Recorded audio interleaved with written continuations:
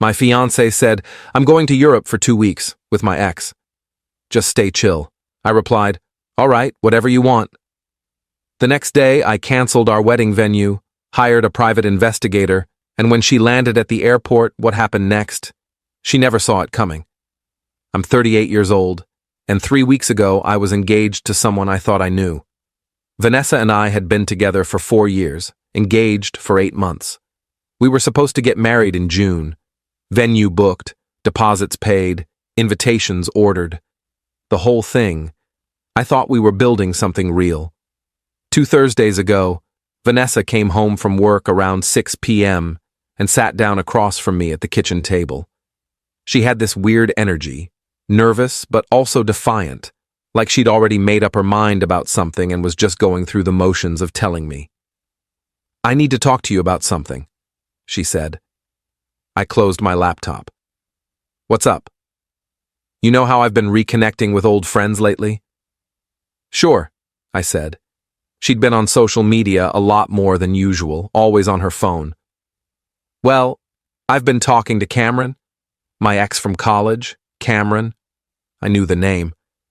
They dated for 3 years, broke up 7 years ago when he moved to London for work.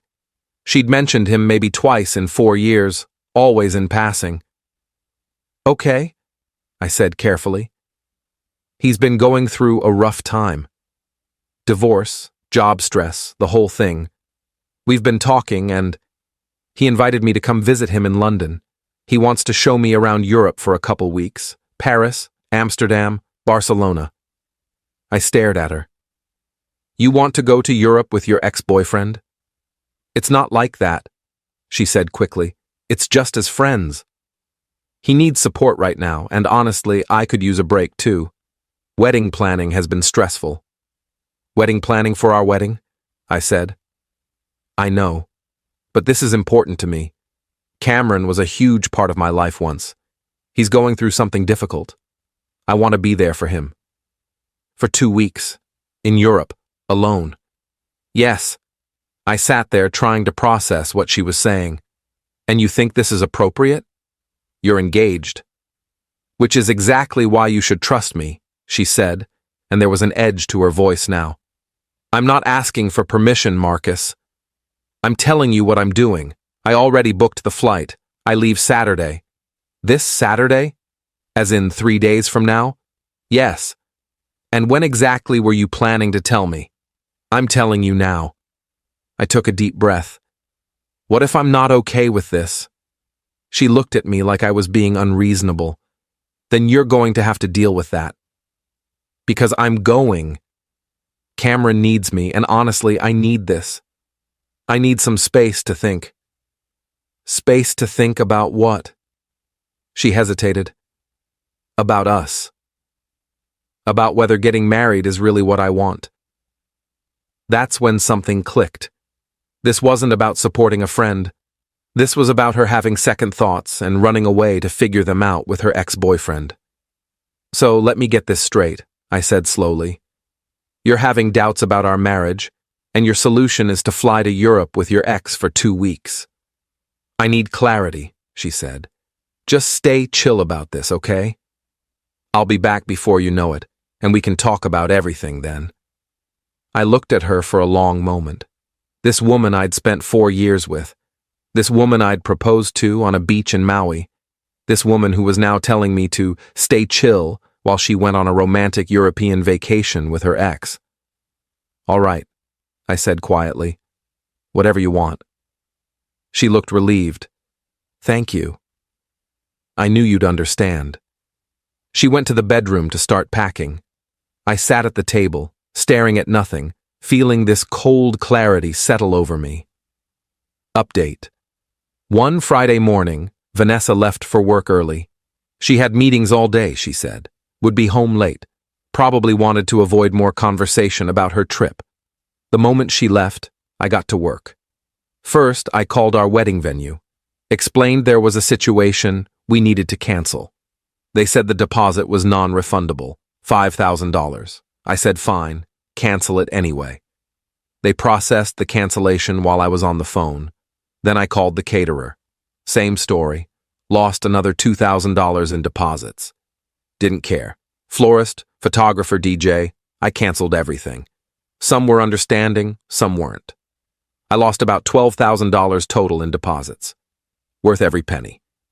Next, I called my buddy Jake. He's a lawyer, handles all kinds of cases. I told him what was happening. "You need a private investigator," he said immediately. "Document everything. If she's cheating, you'll want proof." "For what?" "We're not married yet." "No, but you've been living together for 3 years. Depending on how this goes, you might need documentation for your own peace of mind. Trust me on this." He gave me a number. I called. A guy named Rick answered. Gruff voice, no nonsense. I explained the situation. He said he could have someone follow them in London, Paris, wherever they went. Professional, discreet, photo and video documentation. It would cost me about $5,000 for 2 weeks of international surveillance. I hired him on the spot. "One more thing," Rick said. "I'll need her flight information, hotel bookings, anything you can get me." I went into Vanessa's email. We'd always shared passwords. For emergencies. Found her flight confirmation. London Heathrow, arriving Sunday morning. Return flight 2 weeks later. I also found hotel reservations. Not hotels, plural. Hotel, singular. 1 room in London, 1 room in Paris, 1 room in Barcelona, all booked under both their names. I forwarded everything to Rick. Then I went to the bank and moved half our joint savings into a new account in my name only. We had about $40,000 saved up. I took $20,000. She could have the rest. Vanessa came home at 9 p.m. Friday night. I was on the couch watching basketball, acting completely normal. "Hey," she said, dropping her bag. "How was your day?" "Fine." "You?" "Busy." "I'm exhausted." She sat down next to me. "I'm flying out tomorrow at 2 p.m. I'll take an Uber to the airport." "Sounds good," I said. She looked at me. "You're really okay with this?" "You said you're going either way." "So yeah, I'm okay with it." She smiled and kissed my cheek. "Thank you for being so understanding. This is why I love you." I didn't say anything. Just watched the game. Update 2 Saturday afternoon, Vanessa left for the airport, hugged me goodbye, said she'd text when she landed, told me not to worry.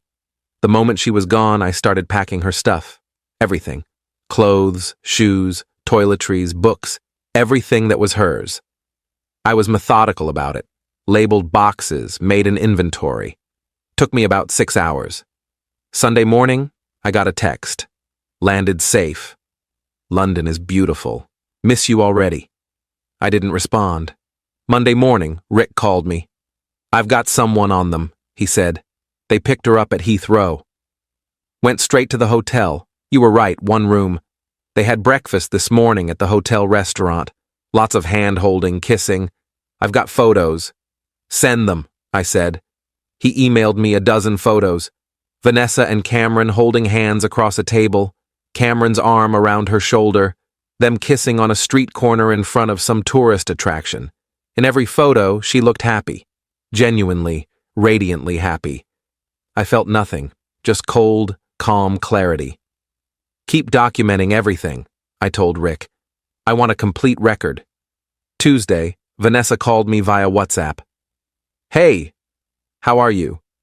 She sounded cheerful, energetic. "Fine. How's London?" "Amazing. Cameron's been showing me all these incredible places. We went to the British Museum today. Tomorrow we're going to Bath." "Sounds great. You're being so cool about this. I really appreciate it." "No problem. I'll call you again soon. Love you." "Yeah," I said. "Talk later." She didn't seem to notice I didn't say it back. Wednesday, Rick sent more photos. Vanessa and Cameron in Bath, walking along the Roman baths, her head on his shoulder. Thursday, they took the train to Paris.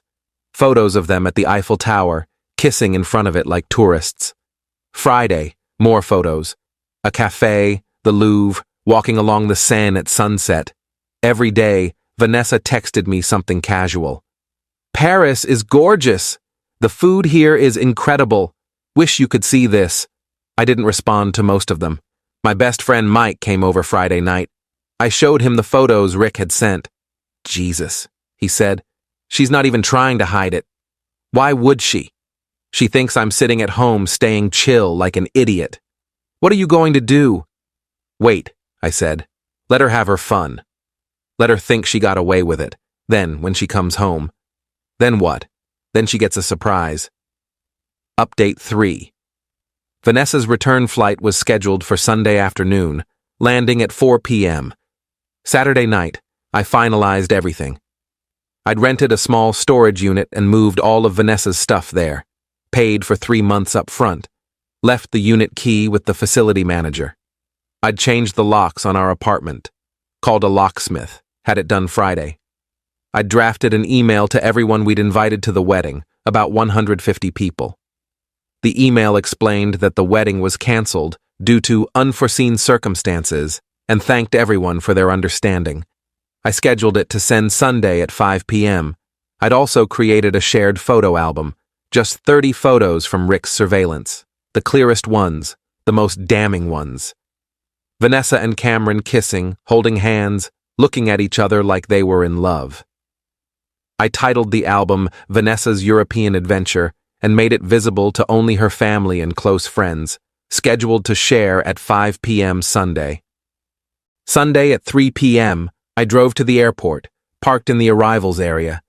Vanessa had texted me her flight was on time. At 4:17 p.m., I saw her come through the international arrivals gate, pulling her suitcase, looking tan and relaxed. She saw me and waved, smiling. She walked over. Hey, I missed you.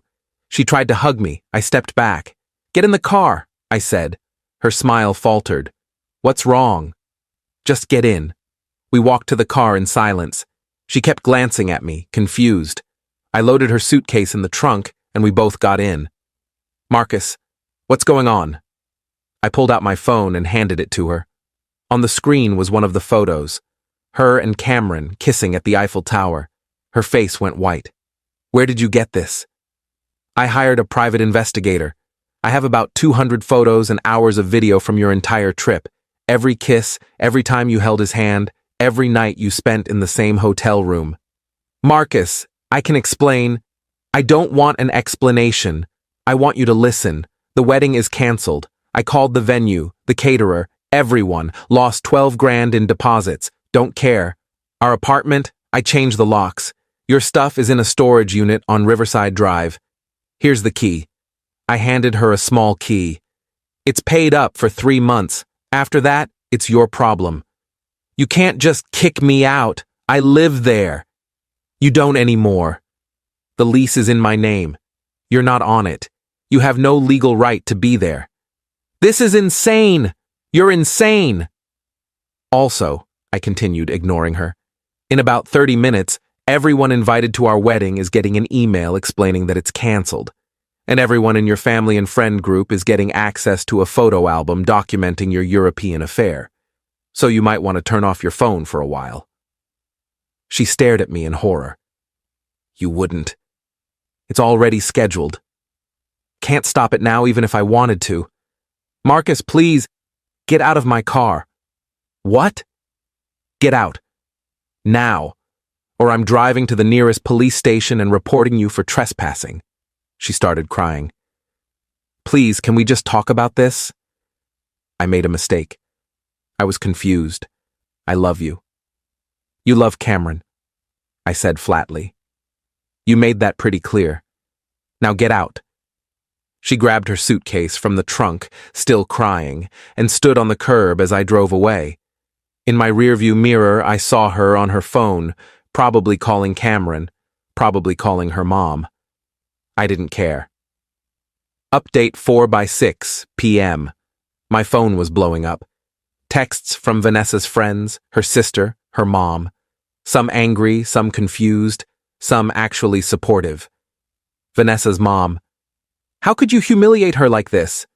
She made a mistake. You're cruel. Vanessa's sister. I just saw the photos. I'm so sorry, she's a mess. We had no idea. Vanessa's friend Amy. You're handling this all wrong. You should have talked to her first. My brother. Saw the email. Good for you, man. She didn't deserve you. I turned my phone off. Monday morning, Vanessa was waiting outside my apartment building. She looked terrible. Red eyes, rumpled clothes, like she hadn't slept. "I need to talk to you," she said when I came out. "There's nothing to talk about." "Please, just 5 minutes." I stopped. "You have 3 minutes." "I'm sorry. I'm so sorry. Cameron and it wasn't supposed to happen. We were just reconnecting and things got out of hand. I never meant to hurt you." "But you did. You went to Europe with your ex, slept with him for 2 weeks, and expected me to stay chill about it. That's not a mistake, Vanessa. That's a choice." "I know, but I love you. I want to work this out." "What about Cameron?" She looked down. "That's over. He told me yesterday he's not interested in anything serious. He just wanted a fling." I actually laughed. "So you only want me back because he rejected you?" "That's not—" "Your 3 minutes are up." I walked past her to my car. She called after me. "I'm not giving up on us." I drove away without looking back. Final update. It's been 6 weeks. The fallout was spectacular. Vanessa tried to salvage her reputation by claiming I was controlling and that she'd been emotionally trapped in our relationship. Some people believed her. Most didn't, especially after the photos circulated. Her sister told me privately that Vanessa moved back in with their parents and is barely leaving her room. Cameron apparently blocked Vanessa on everything after she kept calling him, asking if they could try long distance. Turns out he really did just want a vacation fling. I got a new apartment, smaller but nicer, on the other side of town. Fresh start, no memories. My buddy Mike set me up with his wife's friend Laura. We had coffee last week. She's a veterinarian, funny, grounded. When I told her about Vanessa, abbreviated version, she said, "Sounds like you dodged a bullet. We're getting dinner this weekend." Vanessa's mom sent me a long email apologizing. Said she'd seen more of the photos and understood why I'd done what I did. Said she was disappointed in her daughter. I appreciated that. The private investigator, Rick, sent me his final report last week, complete documentation of the entire trip. I filed it away. Probably won't ever need it, but it's there if I do. I was cleaning out my closet yesterday and found the engagement ring box. Bought that ring for $8,000. Diamonds, platinum, the whole thing.